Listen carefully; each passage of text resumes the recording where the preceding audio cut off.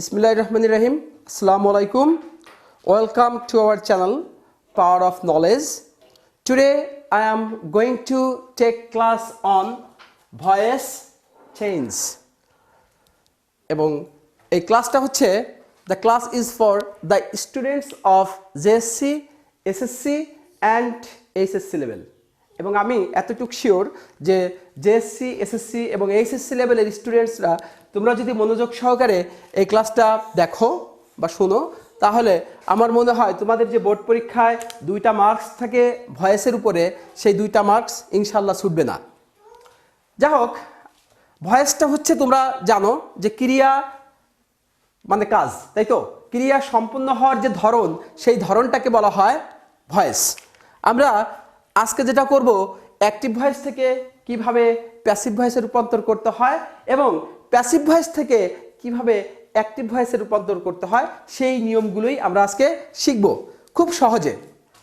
দেখো, অ্যাক্টিভ থেকে আমরা যখন প্যাসিভ ভয়েসে রূপান্তর করব, তখন আমাদের ভার্বের কি হয়? ভার্বের দারুণ একটা পরিবর্তন হয়। ভার্বের কি পরিবর্তন হয়? যেমন যদি প্রেজেন্ট ইনডিফিনিট থাকে অ্যাক্টিভ ভয়েসে, তাহলে প্যাসিভ ভয়েসে ভার্ব এম, ইজ অথবা কি বসে? আর বসে। যদি পাস্ট ইনডিফিনিট থাকে অ্যাক্টিভ ভয়েসে, তাহলে প্যাসিভ ভয়েসে ভার্ব বসে ওয়াজ, ওয়্যার। তার মানে প্যাসিভ ভয়েসে যদি ওয়াজ, ওয়্যার থাকে, তাহলে অ্যাক্টিভ ভয়েসটা হয় পাস্ট ইনডিফিনিট টেন্সে। অনুরূপভাবে যদি অ্যাক্টিভ ভয়েসে মডেল ভার্ব থাকে, মডেল ভার্ব কি আমরা আগেও বলেছি যে can, could, shall, should, will, would, may, might, ought, must ইত্যাদি ইত্যাদি, এগুলো মডেল ভার্ব।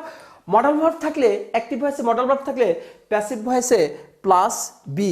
তার মানে আমি বোঝাতে চেয়েছি যে যদি ক্যান থাকে তাহলে ক্যান বি, যদি মাস্ট থাকে তাহলে প্যাসিভ ভয়েসে হবে মাস্ট বি, যদি কুড থাকে তাহলে প্যাসিভ ভয়েসে হবে কুড বি। অনুরূপভাবে প্যাসিভ ভয়েসে যদি ক্যান বি থাকে তাহলে অ্যাক্টিভ ভয়েসে হবে ক্যান। প্যাসিভ ভয়েসে যদি মাস্ট বি থাকে তাহলে অ্যাক্টিভ ভয়েসে হবে মাস্ট। এবং অ্যাক্টিভ ভয়েসে যদি হ্যাভ, হ্যাজ, হ্যাড থাকে, তাহলে প্যাসিভ ভয়েসে তার সাথে একটা কি বসে? বিন বসে। তার মানে হ্যাভ থাকলে হ্যাভ বিন, হ্যাজ থাকলে হ্যাজ বিন এবং হ্যাড থাকলে হ্যাড বিন। এবং প্যাসিভ ভয়েসে যদি হ্যাড বিন থাকে, হ্যাজ বিন থাকে, হ্যাভ বিন থাকে, তাহলে অনুরূপভাবে অ্যাক্টিভ ভয়েসে বসবে হ্যাভ, হ্যাজ এবং হ্যাড। লাস্ট, যদি অ্যাক্টিভ ভয়েসে am, is are was, were থাকে, তাহলে প্যাসিভ ভয়েসে এগুলো প্লাস কি বসে? বিং। তার মানে এম থাকলে এম বিং, ইজ থাকলে ইজ বিং, আর থাকলে আর বিং, ওয়াজ থাকলে ওয়াজ বিং এবং ওয়্যার থাকলে ওয়্যার বিং। এবং যদি প্যাসিভ ভয়েসে am being, is being, are being থাকে, তাহলে অ্যাক্টিভ ভয়েসে বসে am, is, are, was, were. তো ভার্বের যে পরিবর্তনগুলো তোমরা হয়তো বুঝতে পেরেছো। এবার আমি যখন অ্যাক্টিভ থেকে প্যাসিভ ভয়েসে রূপান্তর করব, তখন আমাকে 3টা জিনিস চিনতে হবে। আমাকে কয়টা জিনিস আইডেন্টিফাই করতে হবে? অ্যাক্টিভ থেকে প্যাসিভ ভয়েসে যখন রূপান্তর করব, শৌখিন, আমাকে কয়টা জিনিস আইডেন্টিফাই করতে হবে? কয়টা জিনিস? 3টা জিনিস। অ্যাক্টিভ থেকে প্যাসিভ ভয়েসে রূপান্তর করতে হলে we have to know the 3 things, that is subject, verb এবং অবজেক্ট। যেমন আমি একটা এক্সাম্পল লিখি।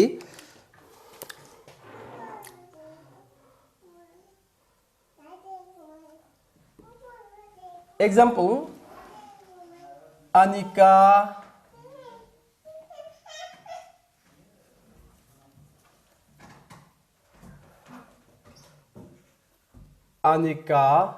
wrote a letter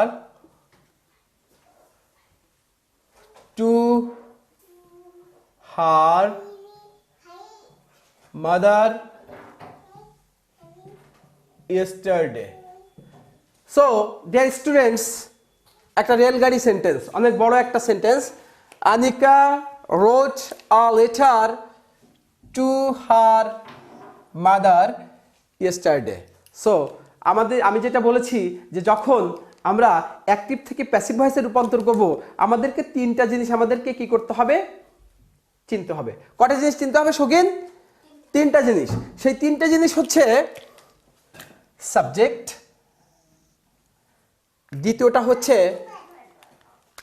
verb, subject, verb এবং তৃতীয়টা হচ্ছে অবজেক্ট। বেসিক্যালি প্রিপজিশনের পরে কখনো অবজেক্ট বসে না, অবজেক্ট আগেই বসে। তো আমাকে মূলত আইডেন্টিফাই করতে হবে তিনটা জিনিস। সেই তিনটা জিনিস হচ্ছে সাবজেক্ট, ভার্ব এবং অবজেক্ট। এখন দেখো কত সহজে এই অ্যাক্টিভ থেকে প্যাসিভ ভয়েসে রূপান্তর করতে হয়। আমার একটা কবিতা আছে, সেই কবিতার মাধ্যমেই আমি কিভাবে অ্যাক্টিভ থেকে প্যাসিভ ভয়েস খুব সহজে রূপান্তর করা যায় আমি সেটা ইনশাআল্লাহ দেখিয়ে দিব। Let's see.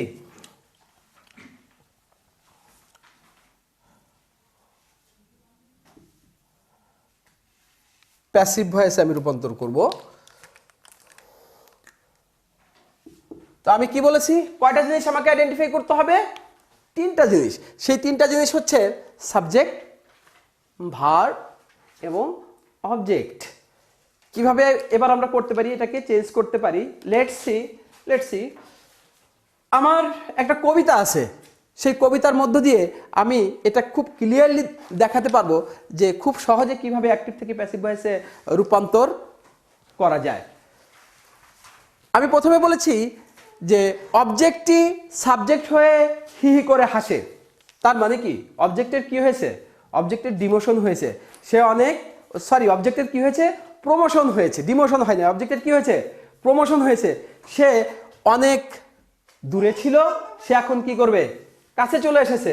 যার কারণে অবজেক্টটা সাবজেক্ট হয়ে কি করে? সে হি হি করে হাসে। তাহলে আমি লিখে ফেলি যে অবজেক্টটা সাবজেক্ট হয়ে যে হি হি করে হাসলো, অবজেক্টটা এখানে কি? a letter।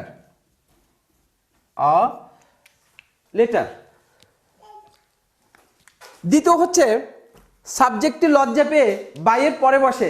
সাবজেক্টটি কেন লজ্জা পেয়েছে? খুব কাছে ছিল, তাই না? তাকে অনেক দূরে আমরা সরিয়ে দিয়েছি, যার কারণে সাবজেক্টটি লজ্জা পেয়ে কি করে? বাইয়ের পরে বসে। সাবজেক্ট কি আছে? অনিকা। তাহলে আমি লিখলাম বাই আনিকা। তাহলে আমার কাজ হচ্ছে কয়টা? তিনটা। Subject, verb, object. দুইটা কাজ আমি অলরেডি কি করেছি? শেষ করেছি। সেই দুইটা কাজ কি? অবজেক্টটা সাবজেক্ট হয়ে হি হি করে হাসে, আর সাবজেক্টটা লজ্জা পেয়ে বাইয়ের পরে বসে। এরপরে যেটা খুব ইম্পর্টেন্ট, 3 নম্বর যে রুলসটা, সেটা হচ্ছে মূল ভার্বের পাস্ট পার্টিসিপল অবশ্যই হবে। তার মানে মূল যে ভার্বটা থাকবে, যখন আমরা অ্যাক্টিভ থেকে প্যাসিভ ভয়েসে রূপান্তর করব, অবশ্যই মূল যে ভার্বটা থাকবে সেই ভার্বের কি বসবে? Past participle. তাহলে ভার্ব হচ্ছে এখানে কি? রোট। রোটের পাস্ট পার্টিসিপল হচ্ছে কি শৌখিন? Right, wrote, written. তাহলে এখানে কি হবে? WRITTEN। তিনটা কাজ আমার শেষ। কয়টা কাজ শেষ? কঠিন না সহজ? আবার দেখাই। অবজেক্টটা সাবজেক্ট হয়ে হি হি করে হাসে, সাবজেক্টটা লজ্জা পেয়ে বাইয়ের পরে বসে, মূল ভার্বের পাস্ট পার্টিসিপল অবশ্যই হবে। 4 নম্বর সূত্র হচ্ছে বুঝে চিনতে তার আগে সাহায্যকারী ভার্ব দিবে।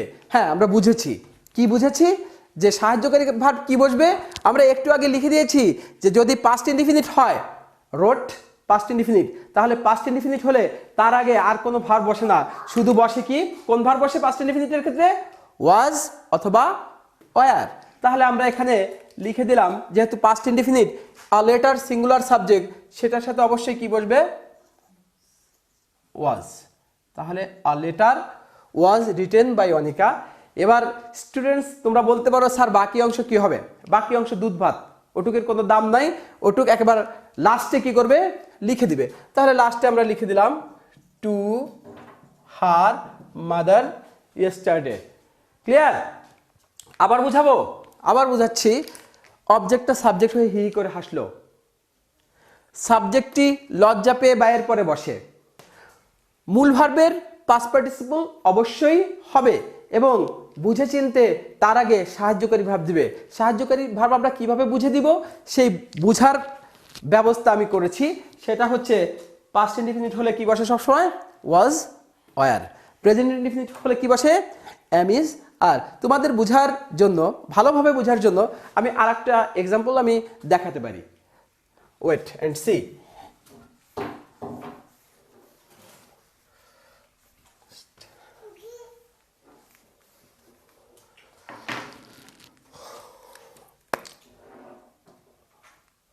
we must plant trees to save the environment. Okay, we must plant trees to save the environment. আমার অ্যাক্টিভ থেকে প্যাসিভ ভয়েস করতে হলে আমি বলেছিলাম তিনটা জিনিস তোমাকে কি করতে হবে, আইডেন্টিফাই করতে হবে। কয়টা জিনিস আইডেন্টিফাই করতে হবে শৌখিন? তিনটা জিনিস। সেই তিনটা জিনিস খুব সহজ। সেটা হচ্ছে, এক নম্বর হচ্ছে কি সাবজেক্ট, দুই নম্বর কি ভার্ব। ভার্ব কি আছে এখানে? Must, plant. Must modal verb আর প্লান্ট হচ্ছে মূল ভার্ব। তিন নম্বর হচ্ছে কি অবজেক্ট। টু এর পরে কখনো অবজেক্ট থাকে না, অবজেক্ট টু এর আগেই থাকে। ক্লিয়ার? তাহলে আমার কবিতা অনুযায়ী করে ফেলো। এখন কি হবে? অবজেক্টটা কি হবে? সাবজেক্ট হয়ে হি করে হাসবে। অবজেক্টে কি আছে এখানে? ট্রিস। ক্লিয়ার? অবজেক্টটি সাবজেক্ট হয়ে হি করে হাসলো। আর সাবজেক্টটি কি করবে? লজ্জা পেয়ে, সাবজেক্টটি লজ্জা পেয়ে বাইয়ের পরে বসে। তাহলে বাই আস। উই আস হয়, আমরা জানি। আই মি হয়, এগুলো আমরা 6-7-এ পড়ে এসেছি। তো অবজেক্টটা সাবজেক্ট হয়ে হি করে হাসলো, সাবজেক্টটা লজ্জা পেয়ে বাইয়ের পরে বসলো। এখন আমার কাজ হচ্ছে মূল ভার্বটা তার কি হবে? মূল ভার্বের কি হবে? পাস্ট পার্টিসিপল অবশ্যই হবে। মূল ভার্বের পাস্ট পার্টিসিপল। এখন মূল ভার্ব এখানে আমরা জানি মাস্ট হচ্ছে মডেল ভার্ব আর প্লান্ট হচ্ছে কি মূল ভার্ব। এই প্লান্টের কি হবে? পাস্ট পার্টিসিপল ফর্ম অবশ্যই হবে। তাহলে কি হবে এখানে? প্লান্টেড। প্লান্টের পাস্ট পার্টিসিপল কি? প্লান্টেড। প্লান্টেড মূল ভার্বের পাস্ট পার্টিসিপল অবশ্যই হবে। এবং আর একটু বাকি আছে না? সেটা কি? সেটা হচ্ছে বুঝে চিনতে তার আগে সাহায্যকারী ভার্ব বা মডেল ভার্ব দিবে। আমরা বুঝেছি, আমরা জানি সাহায্যকারী ভার্ব কি বসবে, কারণ আমরা একটু আগে আমি দেখিয়েছি যে যদি মডেল ভার্ব থাকে তাহলে মডেল ভার্বের সাথে কি বসবে? বি বসবে। তাহলে মাস্ট থাকলে কি বসবে এখানে? Must be. Must be. বাকি যা আছে সেটুক টু সেভ দ্য এনভায়রনমেন্ট আমরা পরে লিখে দেবো। ক্লিয়ার? তার মানে আমরা যেটা বুঝলাম খুব সহজে, সেটা হচ্ছে অবজেক্টটা সাবজেক্ট হয়ে হি করে হাসে, সাবজেক্টটি লজ্জা পেয়ে বাইয়ের পরে বসে। মূল ভার্বের পাস্ট পার্টিসিপল অবশ্যই হবে এবং বুঝে চিনতে তার আগে একটা সাহায্যকারী ভার্ব দিতে হবে। আমরা তো বুঝেছি যে সাহায্যকারী ভার্ব কোথায় কি বসে। আবার দেখাই, প্রেজেন্ট ইনডিফিনিট হলে অ্যামিজার, পাস্ট ইনডিফিনিট হলে ওয়াজ ওয়্যার, মডেল ভার্ব থাকলে তার সাথে বি, যার কারণে আমরা মাস্টের সাথে আমরা কি লিখেছি এখানে? বি লিখেছি। এবং হ্যাভ হ্যাজ হ্যাড থাকলে বিন, অ্যামিজার ওয়াজ ওয়্যার থাকলে বিইং বসে। এবার আমি একটু দেখাবো কোনো সমস্যা আছে অ্যাক্টিভ থেকে প্যাসিভ ভয়েস? আমি মনে করি কোনো সমস্যা থাকার কথা না। শুধুমাত্র আমাদেরকে যেটা করতে হবে তিনটা জিনিসকে আইডেন্টিফাই করতে হবে, সাবজেক্ট ভার্ব অবজেক্ট। আবার বলে দেই, অবজেক্টটা সাবজেক্ট হয়ে হি করে হাসে, সাবজেক্টটা লজ্জা পেয়ে বাইয়ের পরে বসে। মূল ভার্বের পাস্ট পার্টিসিপল অবশ্যই হবে এবং বুঝে চিনতে তার আগে সাহায্যকারী ভার্ব দিতে হবে। সাহায্যকারী ভার্ব কিভাবে দিতে হবে আমি এটা ক্লিয়ারলি দেখিয়ে দিয়েছি। এবার আমি একটু দেখাবো যে প্যাসিভকে কিভাবে অ্যাক্টিভ ভয়েসে রূপান্তর করতে হয়।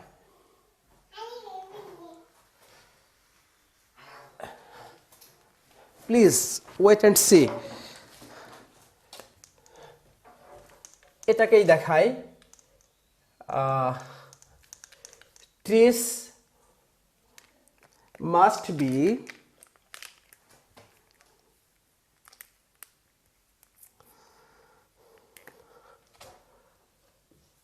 trees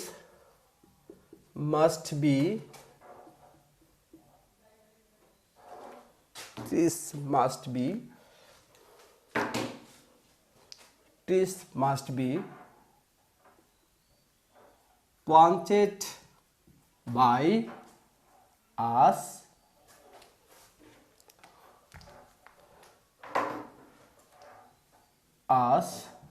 to save the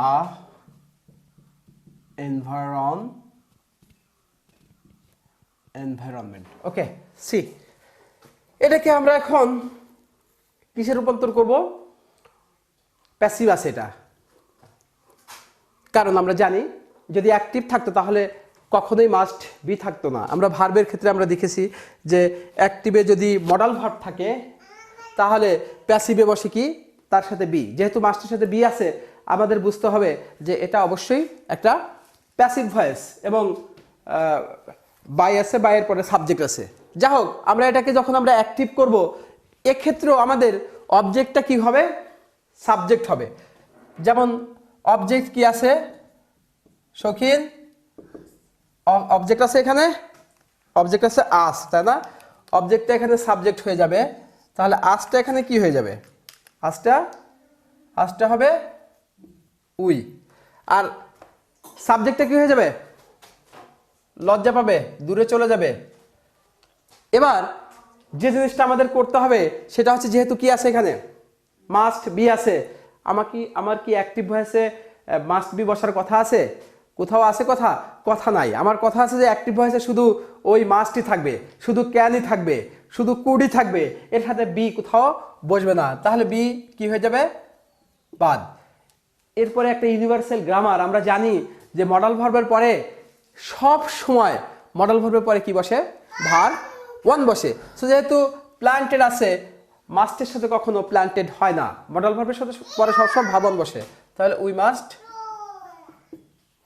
বাকি যা আছে পরে লিখে দিব, ব্যাস শেষ। একই ধরনের এখানেও অবজেক্টটা কি হয়ে গেল? সাবজেক্ট হয়ে গেল, সাবজেক্টটা দূরে চলে গেল। এরপরে আমাদের এই ভার্বটাকে চিন্তা করতে হবে যে ভার্বটা কোন ফর্মে আছে। মাস্ট বি আছে, যার কারণে আমরা কি লিখলাম যে অ্যাক্টিভে তো বি বসতে পারে না, যার কারণে আমরা কি এনেছি এখানে? মাস্ট এনেছি।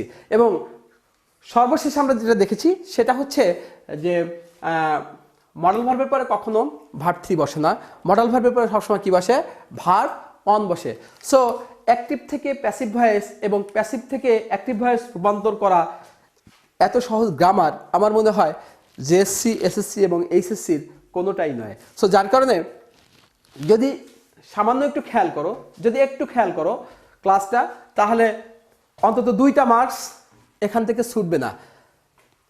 আমি আগেও বলেছি যে ইংরেজি আমাদের মায়ের ভাষা নয়, ইংরেজি আমাদের একটা বিদেশি ভাষা। সো আমরা যদি গ্রামারটাকে কঠিন করে ফেলি, আমি প্রথমেই অনেক কঠিন নিয়ম দিয়ে স্টুডেন্টদেরকে একটা বিভ্রান্ত করে ফেললাম, তাহলে স্টুডেন্টটা শিখবে না। আমাদের স্টুডেন্টদেরকে আগে তাদেরকে রিডিং ফর প্লেজার এটা সৃষ্টি করতে হবে, তাদের সহজে বোঝাতে হবে। যদি তারা সহজে বুঝতে পারে, যদি তারা ইন্টারেস্ট ফিল করে, তাহলে তারা এমনিতেই শিখবে, তারা এমনি প্র্যাকটিস করবে, এমনি শিখবে এবং রিডিং ফর প্লেজার তাদের জন্য কার্যকর হবে। আমি আর একটু দেখে দেই যে ইম্পারেটিভ সেন্টেন্স একটু ডিফারেন্ট। যেমন ইম্পারেটিভ সেন্টেন্স কি আমরা জানি? আদেশ, উপদেশ, নির্দেশ, অনুরোধ, এটাকে কি বলা হয়? Imperative sentence. যেমন ইম্পারেটিভ সেন্টেন্সের আমি একটা উদাহরণে যাই। Open the door, open the book. So this is an imperative sentence. So imperative sentence কে যখন আমরা অ্যাক্টিভ থেকে প্যাসিভ ভয়েসে রূপান্তর করব, তখন আমাদের যেটা করতে হবে সেটা হচ্ছে লেট দিয়ে শুরু করতে হবে। কি দিয়ে শুরু করতে হবে ডিয়ার স্টুডেন্ট? লেট দিয়ে। আমাদের লেট দিয়ে শুরু করতে হবে। লেটের পরে সবসময় ভার্বের পরের অংশ, ওপেন ভার্বের পরের অংশ আছে the book, let the book. আমি কি এখন এই ভাবটাকে ভিতরি করে ফেলতে পারবো? অ্যাক্টিভ থেকে প্যাসিভ ভয়েস করতে হলে অবশ্যই আমার যে মূল যে ভাবটা থাকবে সেই ভাবের পাস্ট পার্টিসিপল ফর্ম বসাতে হবে। পাস্ট পার্টিসিপল কিভাবে বসাবো? আমি যদি একটা বি নিয়ে আসি তাহলে এটাকে পাস্ট পার্টিসিপল করা যাবে। Be opened, O PPEND, opened.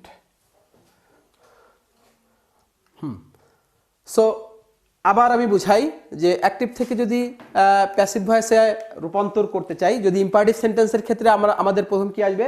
Late. যদি পজিটিভ হয় লেট, আর যদি নেগেটিভ হয় তাহলে আমাদের কি আনতে হবে? Let not. লেট নটের পরে সবসময় কি বসাতে হয়? অবজেক্ট। আমরা অবজেক্ট এনেছি, অবজেক্টের পরে সরাসরি ভার্ব থ্রি আনতে পারি না, যার কারণে আমাদের এখানে একটা কি আনতে হবে? বি আনতে হবে এবং বি এর পরে আমরা সবসময় কি আনতে পারি, ভার্ব 3 আনতে পারি। আমি এটা আগে একটা ক্লাসে দেখিয়েছিলাম। সো আমাদের পরীক্ষার জন্য আই থিঙ্ক এটা এনাফ। এবং বিগত সালের যে কোশ্চেনগুলো ভয়েস চেঞ্জের জেএসসি, এসএসসি এবং এইচএসসির, তোমরা যদি একটু কোশ্চেনগুলো একটু দেখো তাহলে দেখবে সমস্ত ভয়েস চেঞ্জগুলো এই নিয়মের মধ্য দিয়েই আসে। সো আমি মনে করি অবশ্যই তোমরা দেখবে, খুব মনোযোগ সহকারে দেখবে এবং ইনশাআল্লাহ তোমাদের আশা করি তোমরা উপকৃত হবে। ধন্যবাদ সবাইকে। আসসালামু আলাইকুম।